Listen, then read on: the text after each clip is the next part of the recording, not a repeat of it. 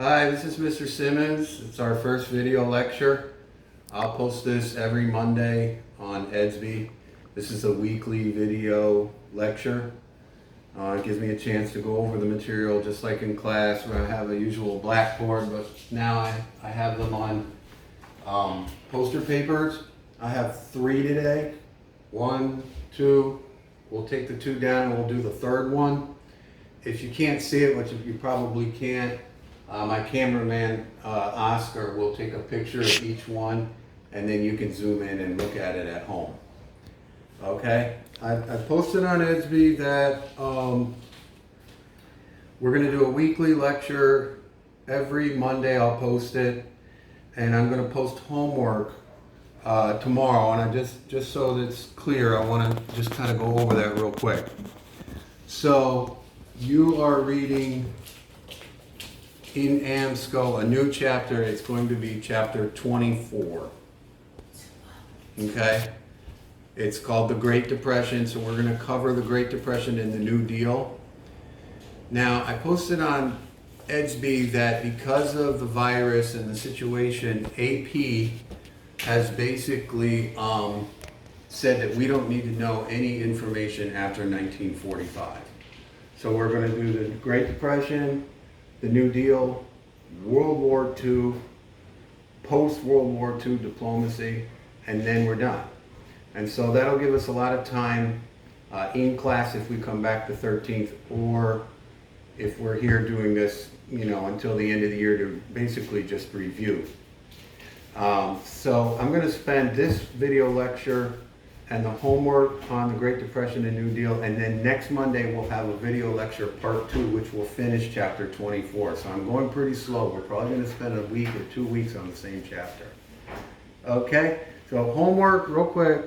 I'm going to post it. You have to do part 1 of the questions. You have to do part 2 of the questions, okay, from the reading from AMSCO.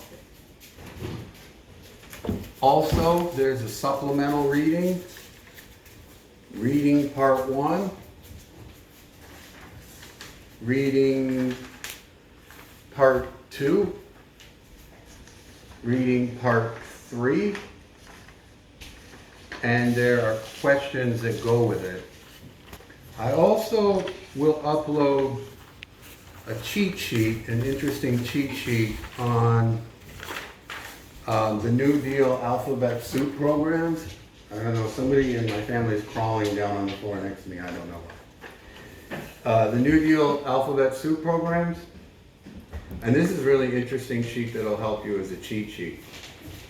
Okay, so that's the homework. You got part 1 and part 2 of the worksheets, and you have the supplemental reading. All of that will be due at the end of the week for A Day and B Day.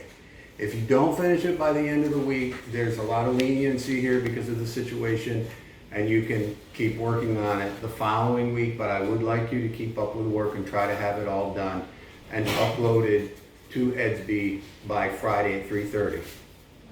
I'll also post a PowerPoint just for you to study on your own. Okay, sounds good? As I promised, I want to also show you my assistant, Louie. Hold on. Louie!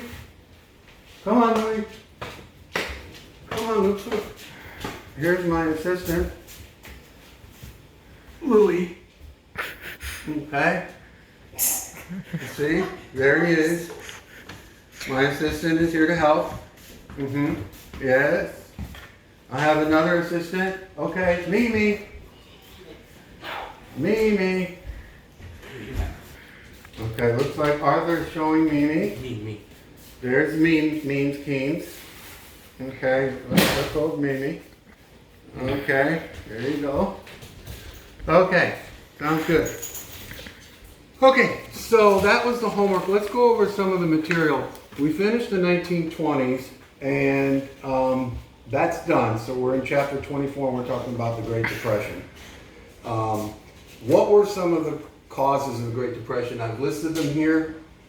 I have 1, 2, 3, 4, 5 causes. Okay. So before we go into Well, let me do the causes of the Great Depression first. Okay, so here's the first one. One of them is the unequal distribution of wealth.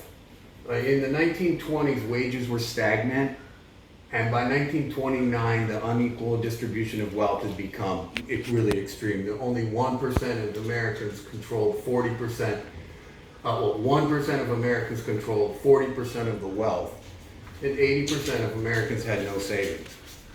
Okay, so really big income disparity during the 1920s. That was number one. Okay, remember there were the sick industries. We talked about the sick industries. You guys should remember what they were. If we were in class, I would ask you, you're not here. So go back and study the sick industries. You had coal, railroad, agriculture, things like that. So there was a lot of income disparity because people who were involved in the sick industries weren't making money as well. Okay, another problem, a cause of the Great Depression, was overconsumption versus overproduction. So we talked about in the 1920s and I don't know if you can zoom closer to that so they can see. You don't have to just zoom in on me. But in the 1920s, we talked about how the War Industries Board under Bernard Baruch and the Food Administration under Herbert Hoover pressured farmers to overproduce for soldiers in World War I. And so as the 1920s wore on, these farmers started to hurt because of overproduction. There just wasn't a demand anymore after the war. And so not only were farms churning out vast quantities of products, but also factories were too, with all the new inventions, appliances, cars, vacuum cleaners, toasters. And once you own a vacuum cleaner and own a car and own a washing machine, you don't need a second one. But the factories continue to overproduce. A main problem, and this is the problem that most history teachers would focus on, but it's not the only problem, is stock speculation. During the 1920s, brokers and institutions were allowing people to borrow money to buy stocks. And you remember in class we talked about that. That's called buying on margin. That's very risky. It'd be like going to the horse track and borrowing money to bet on horses. So what happens if your horse loses or if your stock goes down? Not only did you lose the money that you invested, but you owe the person, you owe the broker, you owe the company who allowed you to do it the money. You've lost twice. That's called buying on margin. Don't forget that term. The market was unregulated, and after the market crashed and the Depression began during the New Deal, Roosevelt and Congress passed different programs to help regulate the stock market. And then also because stock markets were rising and never really going down in the 1920s, almost everybody was in the market, including Grandma Jones and your Uncle Sam. Everyone was in the market.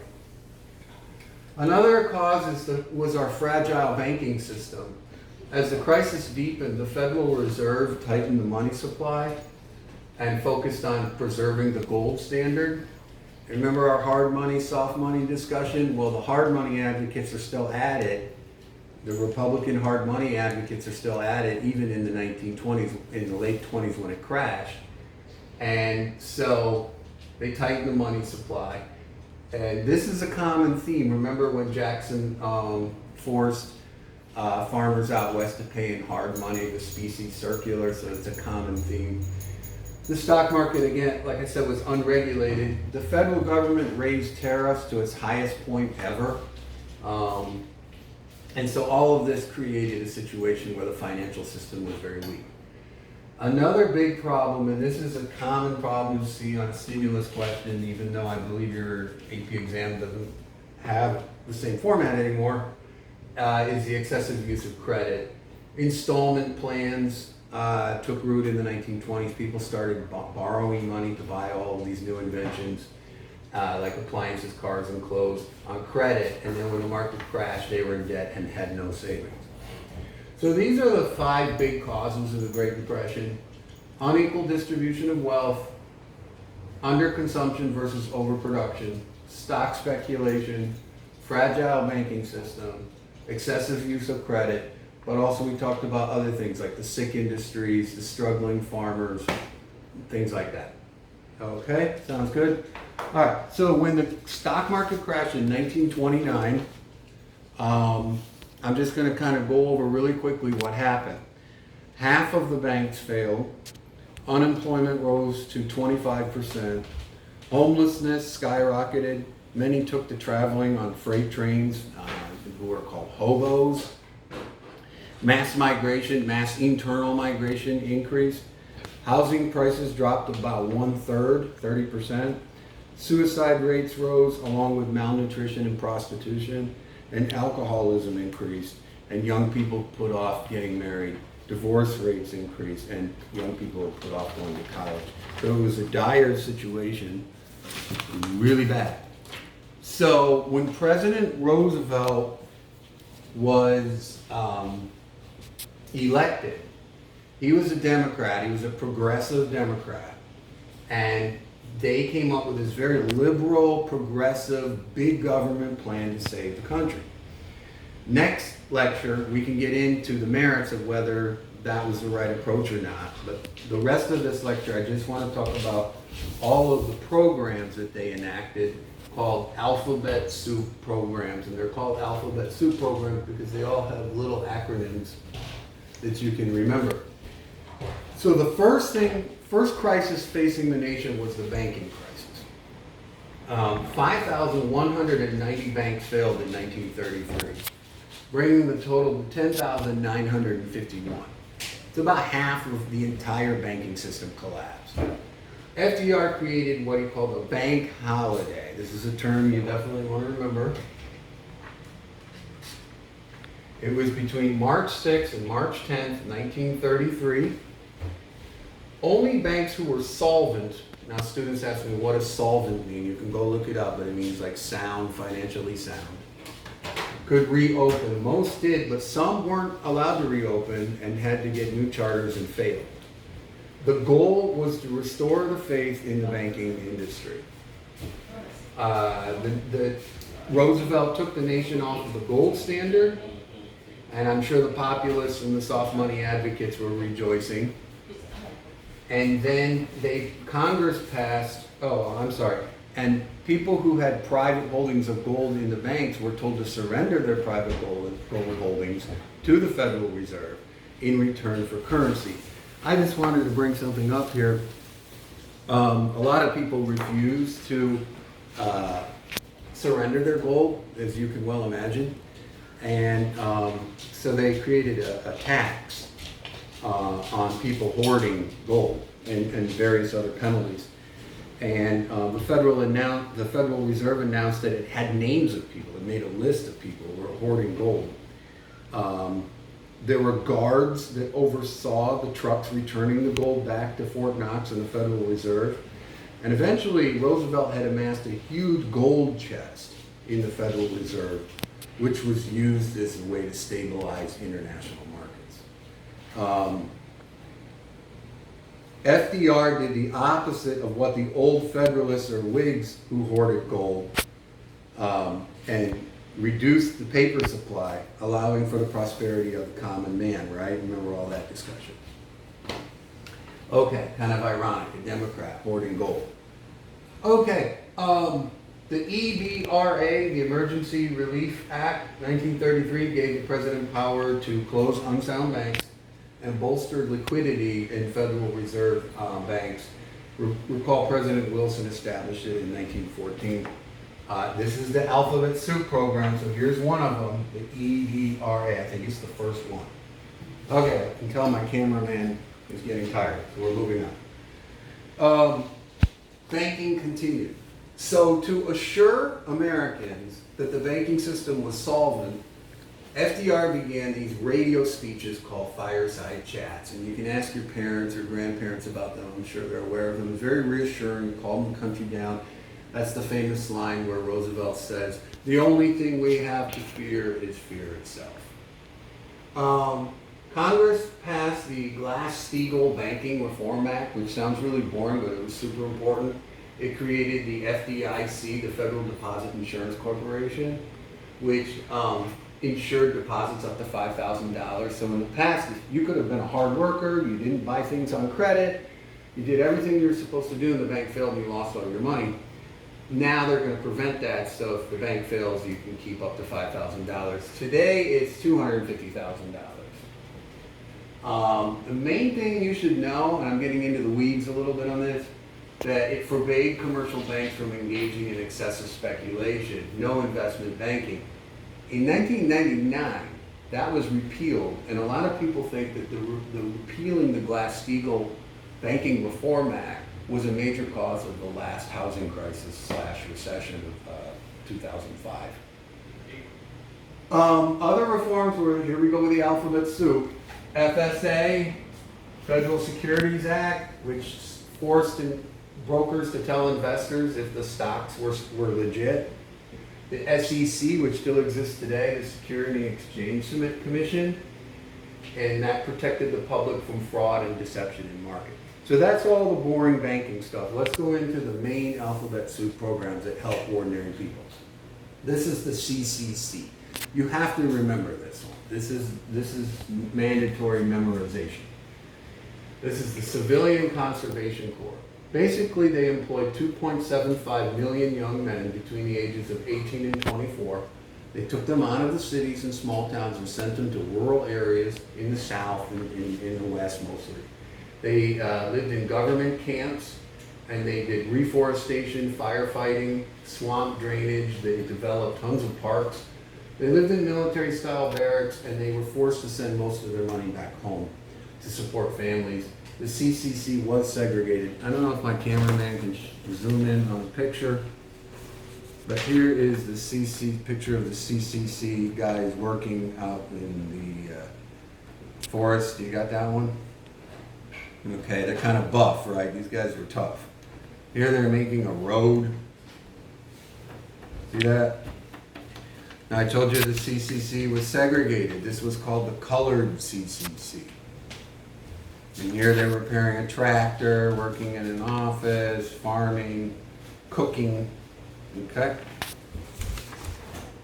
Then there was the PWA, the Public Works Administration. Now these are all government programs where the government is using government money to employ ordinary Americans to get them out of the Depression. This gave grants to states to provide jobs on 34,000 public work projects. They built schools, dams, government buildings. If you get a little confused and this is overwhelming, go back and look at my cheat sheet that goes through all the alphabet soup programs. So for example, the PWA, the Public Works Administration, they are really famous. They built many beautiful buildings in Tampa. For example, Bayshore Boulevard, which I'm sure some of you live near, was built by the PWA. Plant Park was built by the PWA. Tampa International, part of it was funded and built by the PWA. And a lot of buildings in MacDill Air Force Base were built by the PWA. The most famous though, which is pretty much the clone of the PWA, was the WPA. See how confusing that is? This is the Works Project Administration. Because the PWA was passed too late and it didn't employ enough people, they passed this during what we call the Second New Deal. Now many critics argue, and there are critics of the New Deal, Father Charles Coughlin, Huey Long, Dr. Francis Townsend, said that the first New Deal wasn't enough. So the Second New Deal kind of doubled down and they passed the WPA. They employed nearly 9 million people on public projects. They employed 40% of the nation's workers. Famous WPA projects were New York's LaGuardia Airport, Hoover Dam, the French Market in New Orleans, Bethpage Black Golf Course, which I think is in New York State, Timberline Lodge in Oregon, Arroyo Seco Parkway, which is in California, Washington Park Zoo, Waterside Theater, San Antonio Riverwalk, Tomato Bowl, list goes on and on. Included, this is what a lot of people don't know, included in the WPA was the Federal Arts Project. So it wasn't just enough to get construction workers back to work, they also hired artists. They created more than 100,000 paintings and murals and 18,000 sculptures. Here are some examples. Mark Rothko's The Subway, Jackson Pollock's The Cotton Pickers, Ben Shaw's Roosevelt Jersey Homestead mural, and William de Kooning's excavation. And my favorite is Diego Rivera's Detroit Industry and Man at the Crossroads murals, which is in, this one is in Rockefeller Center. They also created the Federal Theater Project, the FTP, which created jobs for unemployed theater workers. Famous artists like Orson Welles were associated with the project. And they also created, this is all under the WPA, this sort of umbrella of these. They also created the Federal Music Project, the FMP, which employed musicians, conductors, and composers, and they performed thousands of concerts. The last page. Okay, this is the last installment of the posters. This is part 3 of video lecture 1. I've got a friend who visited again. Here he is. Lulu. Okay. What do you think about these lectures? They're pretty good, right? Okay. Okay. Okay, this is the AAA, not the people who fix your cars on the highway. This is the Agricultural Adjustment Act of 1933. Notice there's a common theme here. They all are 1933 almost. So if you had to pick a year where the New Deal was at its height, this is it. What was the goal of the AAA, the Agricultural Adjustment Act?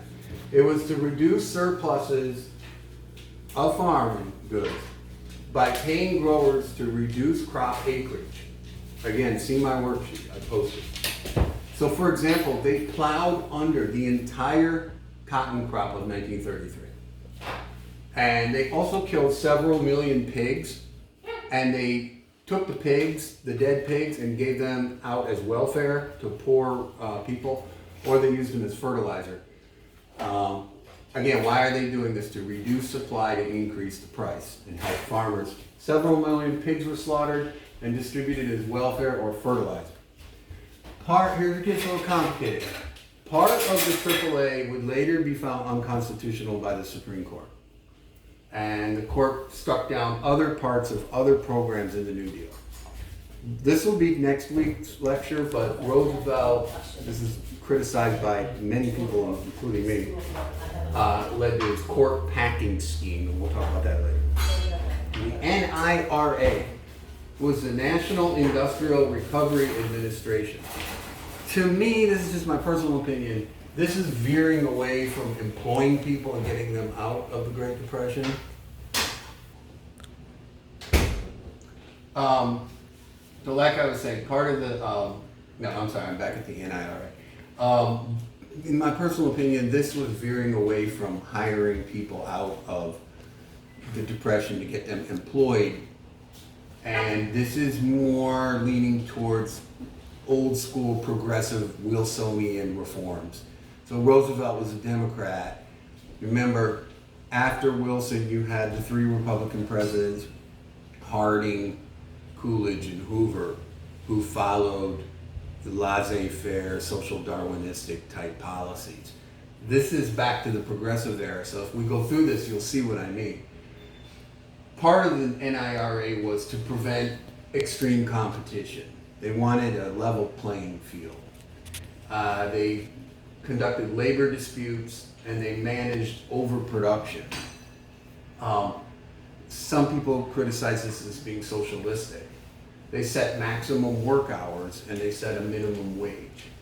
Section 7A of the NIRA, which I believe is called the Wagner Act, formally guaranteed the right to organize and bargain collectively, and they outlawed yellow dog contracts, which are anti-union contracts, which Hillsborough County has for teachers, by the way.